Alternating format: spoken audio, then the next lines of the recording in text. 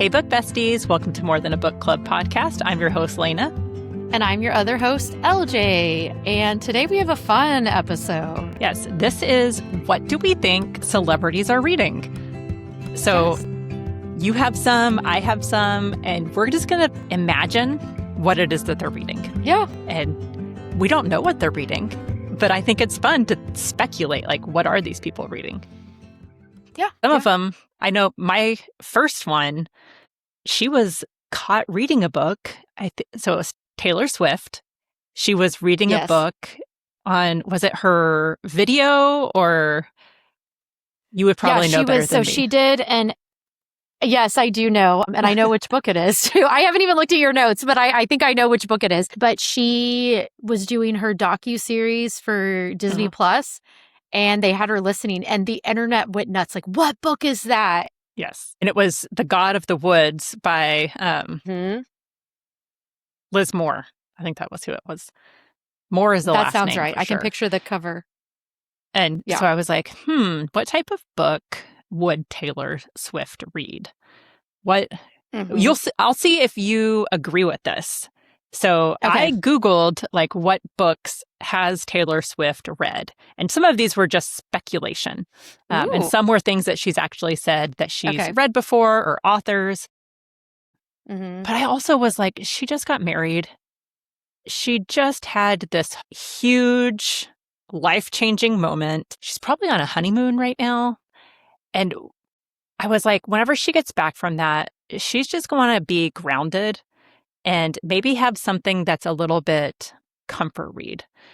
And I was like, my comfort read lately has been Anne of Green Gables. Like, I keep going back to that because it's just such a sweet book. And I can see her wanting to just have something like a palate cleanser, a calming book. And maybe she's reading it to her new nieces. Who knows? Yeah, who knows? But then I also think she grew up in Nashville. She moved there when she was 13. And there's an author that she has read before. She's read Ann Patchett. And Ann Patchett is also from Nashville. She actually has a bookstore there. And she has a new book coming out, Whistler. Okay. And her books are always so good. And I feel like Taylor Swift, I think she had read, which one was it? It was like The Lake or something. Like, I haven't read that particular one, but if you have read an Ann Patchett book, you know they're very compelling books. I think I've only read The Dutch House. Isn't that what it?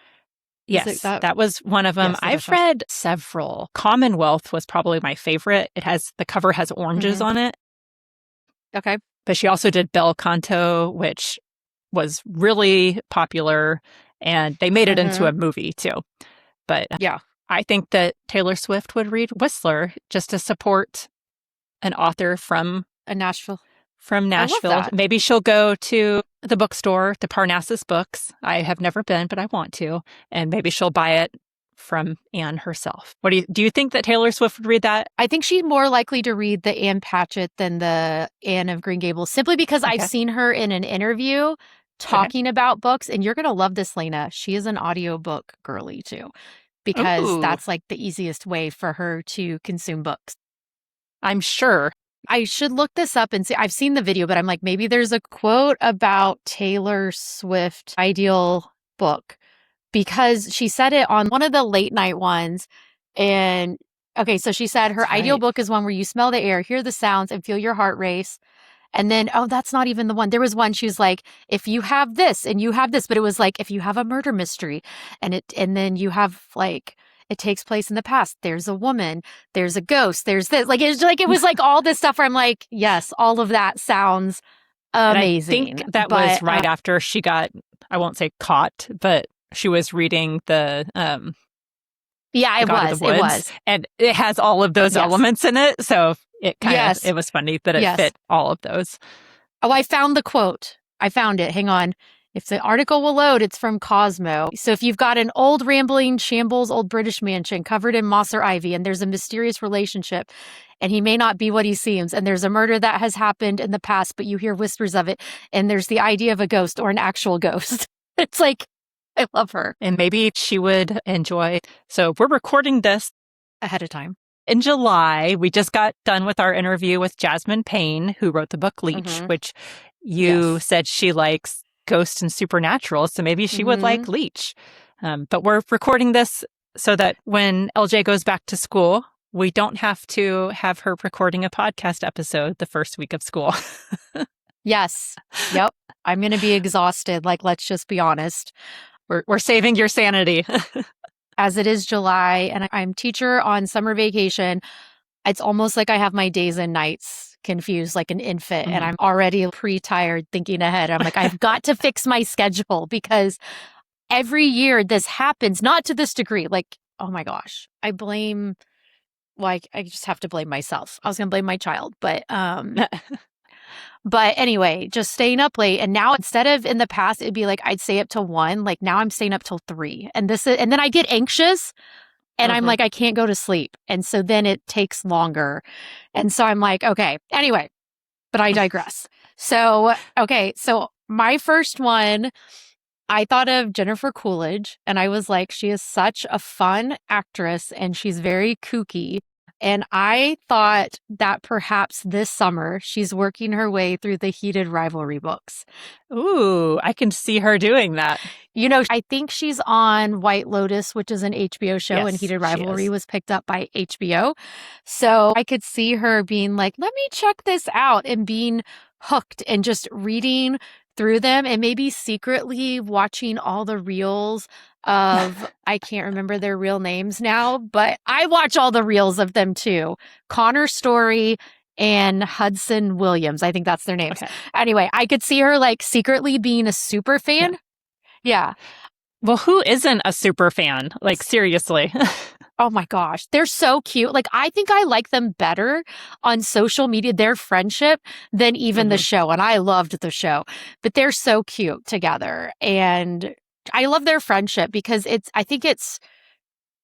don't want to out anyone, but if I do know Hudson Williams has a girlfriend right now and Connor Story, we don't know his situation, but he's very different in real life than he is to his character in Heated Rivalry. And I just love that they are so close and they just seem to be besties. I'm like, please stay besties forever.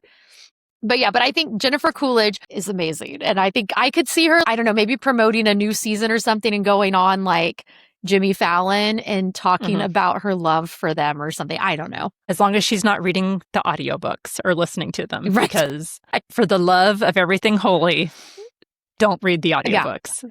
I'm just saying, if they re-release them with them doing the audio, I will purchase that and I will listen to that version. Oh, because it's got to have the right voices. I heard a rumor that they might be doing that.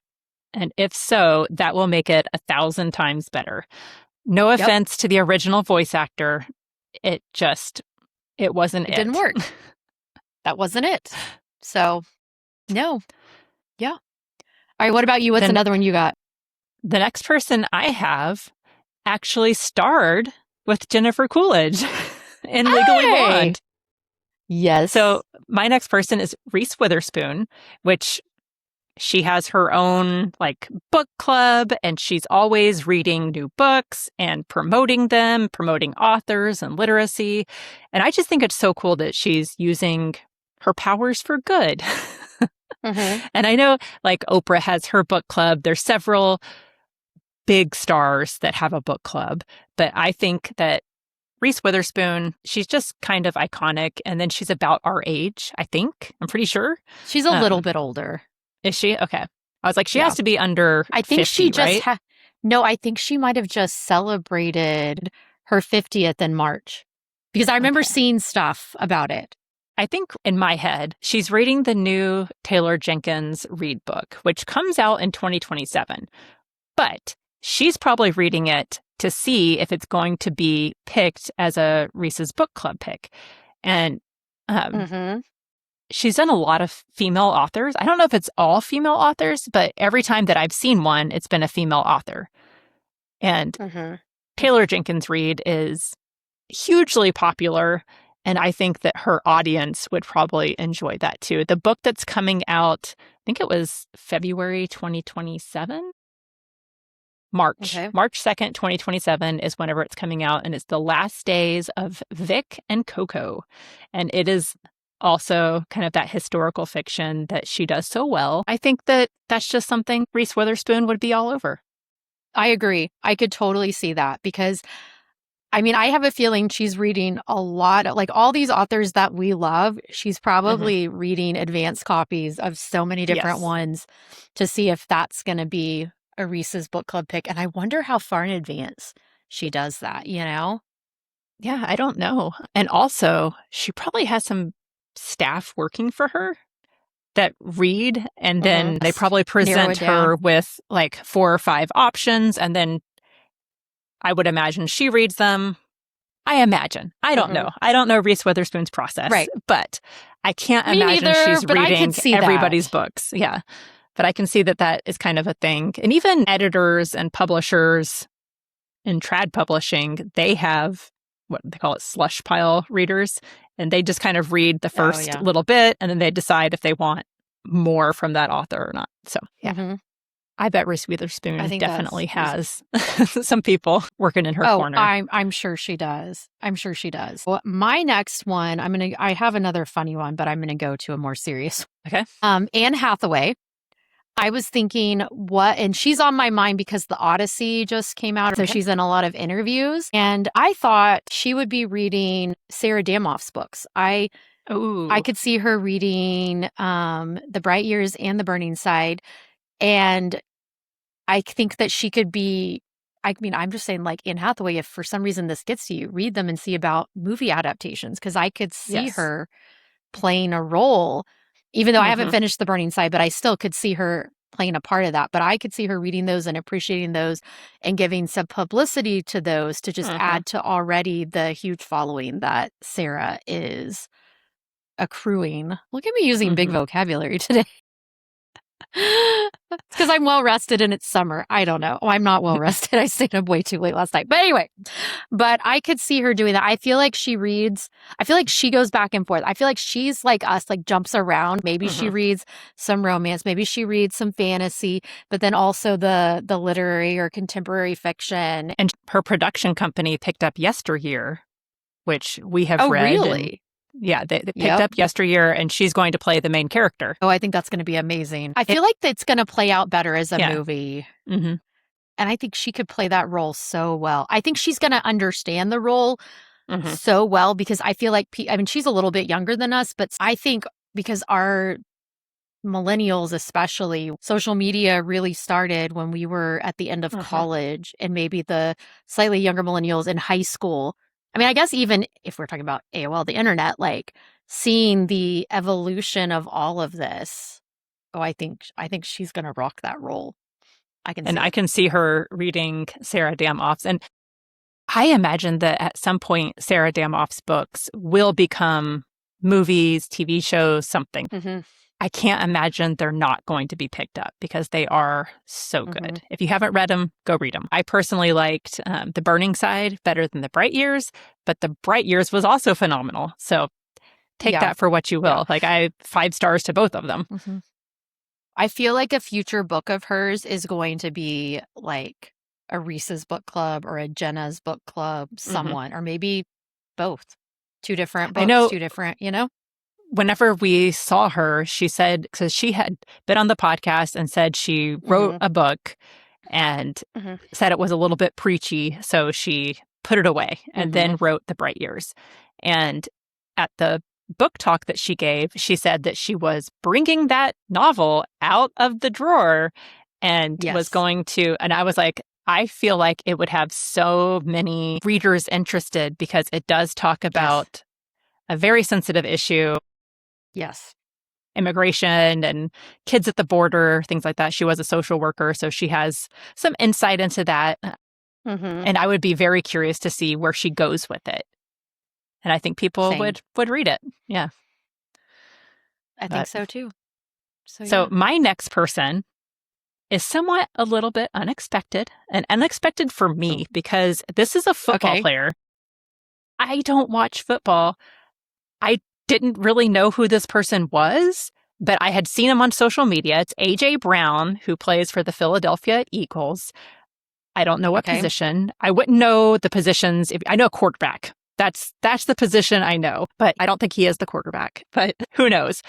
But he was on the sidelines reading a book during the game. And he was reading Inner Excellence by Jim Murphy. And it's a nonfiction book. And A.J. Brown had been quoted as saying, football is 90% mental and 10% physical. And I was like, that is an interesting concept, because when I think of football, I do think of it more as a physical activity, but it does have to be mental. You have to be able to communicate with your team. You have to be able to think about where the ball is going to go next and kind of think ahead.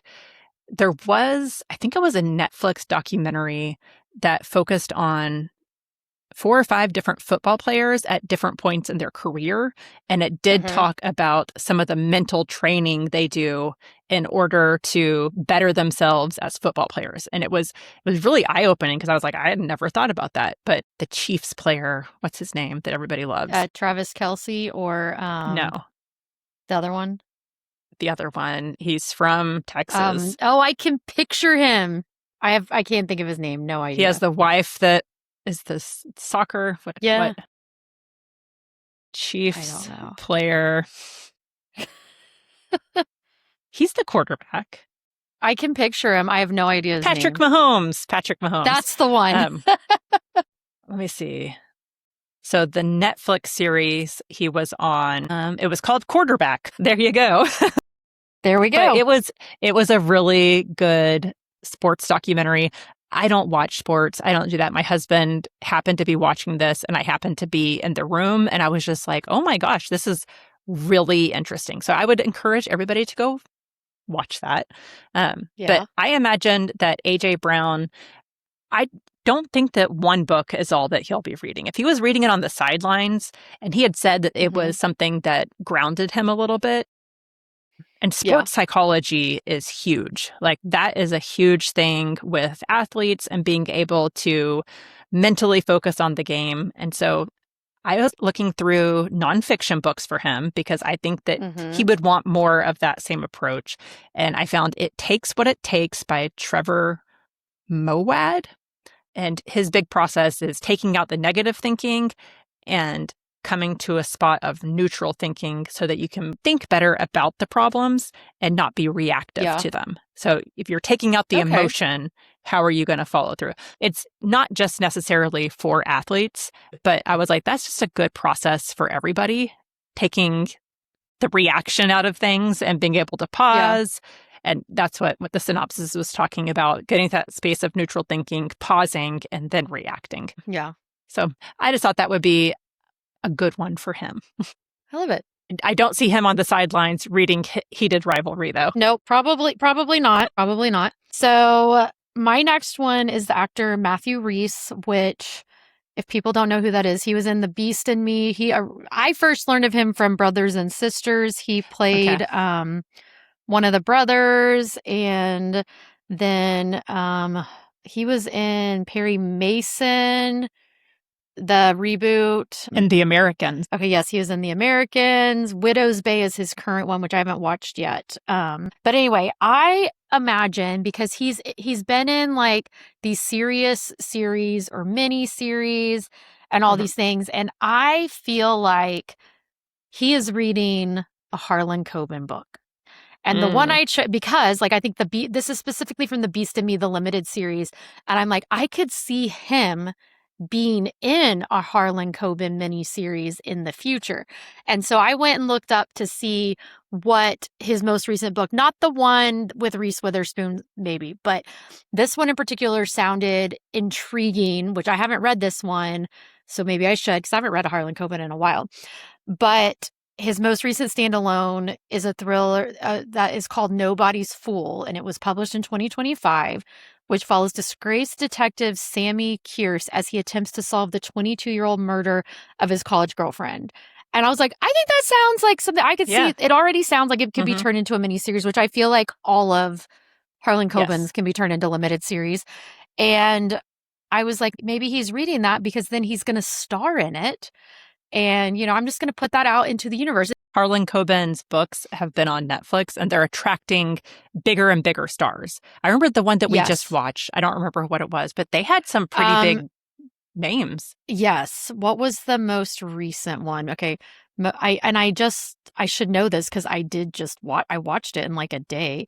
And we talked about doing a podcast episode on it because it was so good. We did, and now I've forgotten the name of it. Most recent Harlan Coben Netflix series. Here we go. People are like yelling it. I Will Find You. Yes. Yes. Where it's a grieving father wrongfully serving a life sentence for the murder of his young son when his ex-sister-in-law brings him a photograph suggesting his son might actually be alive. And so he breaks out of prison to clear his name. And anyway, it's so good. And wait, Matthew Rhys is in that one, isn't he? Is he really? Oh, no, Milo Ventimiglia. Yeah. Yeah. No, Matthew Rhys isn't. I was getting confused. Okay. It's Milo. I was like, wait Milo. a minute. It's Milo. Milo Ventimiglia. Yeah, no, I was wrong. Sorry. I don't know where that came from. The guy from Gilmore Girls and Heroes. That was who was Jess. Yeah. Jess. Yes. And the one that she should have ended up with. I don't know. I think she needed to end up with none of them. Well, I think she did. I think that's going to... Yeah, she ended up with none of them. Yeah. Yeah, who knows? My last person is kind of random because I was like, I'm reading Thomas Pynchon's Gravity's Rainbow with the big messy book club at Neighbor Books. And I keep going back and forth if I'm going to stop reading it or continue reading it because like everybody's like, just don't try to comprehend it. Just keep reading and eventually things will make sense. But I'm like almost 200 pages in and I'm like, I don't know. I don't know, people. So I was thinking who would read Gravity's Rainbow? And so I picked Jack Black because this might sound weird, but I can see him reading something experimental, something different. And Gravity's Rainbow is talking about the war machine and a couple other things. And I'm like, I feel like that would fit in there. But Jack Black also had a mother who was super intelligent. She worked for NASA. I believe she was one of the first women to work for NASA. So I imagine that she's very intelligent and has passed that along to her son. And part of what I imagine Jack Black's persona is this fun, quirky guy. But I imagine he also has a deeper intellect than he sometimes portrays, some of the characters that he plays. So that was who I imagined would read Gravity's Rainbow. And maybe he's getting something out of it that I'm totally not. Maybe, hopefully, Hopefully somebody is. Well, yeah. So my next one, this is also a funny one. I imagine Kevin Hart is rereading all the Fourth Wing books in anticipation of the new one. And I know that's so random, but I was like, who could I see that would be? I was like, I could see that, and I could see The Rock making fun of him for it. Like, anyway, and like Kevin Hart trying to defend his choices. But this kind of was inspired because I don't know if you saw, there's all this speculation that they're about to announce the Fourth Wing series because Rebecca Yarros, along with rumored potential cast members, all turned their profile pictures on Instagram black and white. Now, that was the story that was going around. So I looked up to see how much truth, like how many really did it. So she did it on July 1st. Danny Griffin, people I don't know. Danny Griffin, who's rumored to play Dane, he changed his profile photo to black and white around the same time. Goultoon and Belmont Camelli that are linked also shifted their photos. And then there was some coincidental or pre-existing. So Michael B. Jordan is an executive producer for the show, and his has been black and white since 2020. So probably not hinting. And then Katie Douglas, who's a major fan cast for Violet, hers has been black and white since August of 2025. Indy Navarrete, another rumored Violet, hers has been black and white since April 2026. And then Freya Allen and Hannah Dodd have already had black and white or grayscale themes well before July. So they're saying that key production leads like showrunner Meredith Averill and director Lisa Joy did not change theirs. So anyway, so there's all these rumors speculating, but I could see Kevin Hart being like, I'm going to want to read these. Like maybe his wife, I think he's married, made him read it. I don't know. I could just see him sitting there by the pool reading it. I could see him with like a hat. I don't know. I like not a imagining himself as a dragon rider, and like you said, The Rock just ridiculing him, like, you're not going to be a dragon rider. Like, come on. Right. It's silly, but that popped into my head, and I was like, I'm just going to roll with it. So, but I do have some honorable mentions that I just thought were kind of funny too. Yes, throw them out. I've decided Hugh Jackman is rereading Harry Potter because he's going to try to get a role in the HBO series. Then I think Leonardo DiCaprio is in a Stephen King phase, taking a break from all of his good, his climate change and environmental stuff that he works towards. I'm thinking he's taking a break and escaping with some Stephen King. I imagine Julia Roberts and George Clooney having a book club where they're reading The Correspondent. Maybe they're writing letters to each other. Maybe they're writing letters to each other. And I thought maybe Jennifer Aniston and Lisa Kudrow, who I saw in a reel together, and maybe Courtney Cox are reading The Wedding People.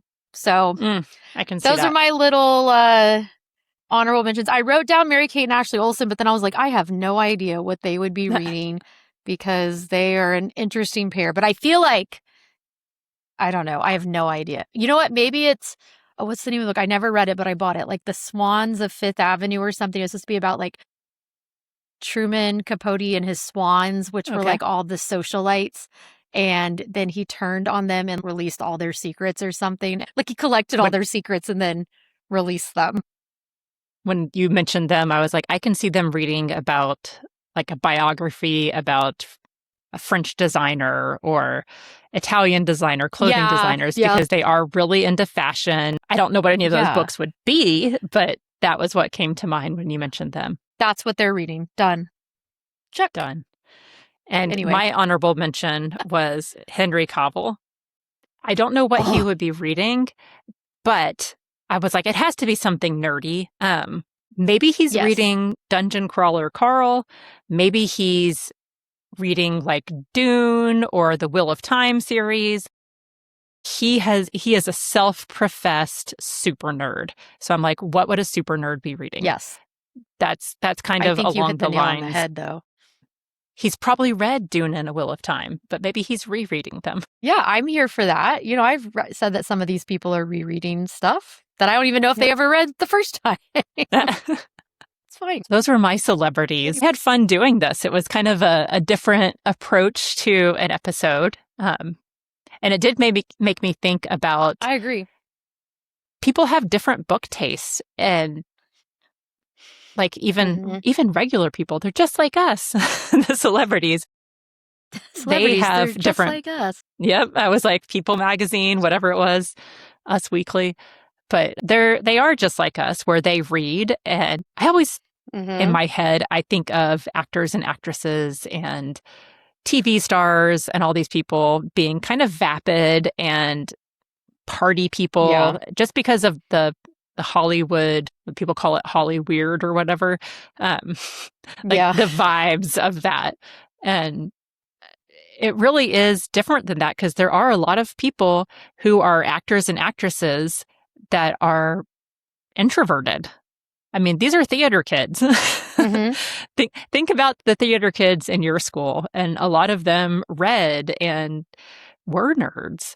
So I think it's good to remember that even though they play certain characters, they probably vary from who they are in the shows. And not everybody is going to be someone that goes out to parties and does all these crazy things. But that's usually what we hear about, because you don't hear about the quiet, stay-at-home people. Yeah. Anyway.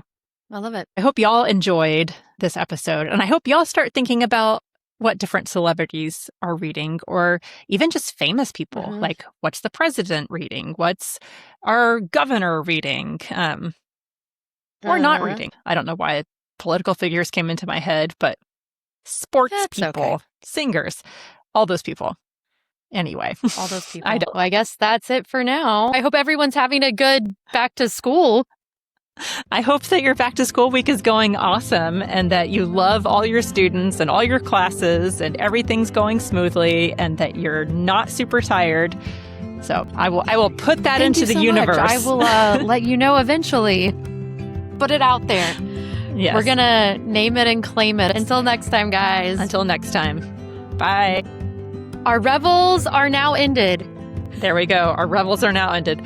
We're going to see how many times we can remember this. And if you don't know what we're talking about, we're done pretty good, the Book though. Witch. Yes, the Book Witch. Yes. Our revels have now ended. Go read the Book Witch because it was great too. All right. Mm-hmm. All right. Bye, friends. Bye. Thank you for listening to More Than a Book Club podcast. We are recorded and produced in McKinney, Texas. Don't forget to like and subscribe wherever you get your podcasts and follow us on Instagram and TikTok. Thank you for listening. Thank you for listening.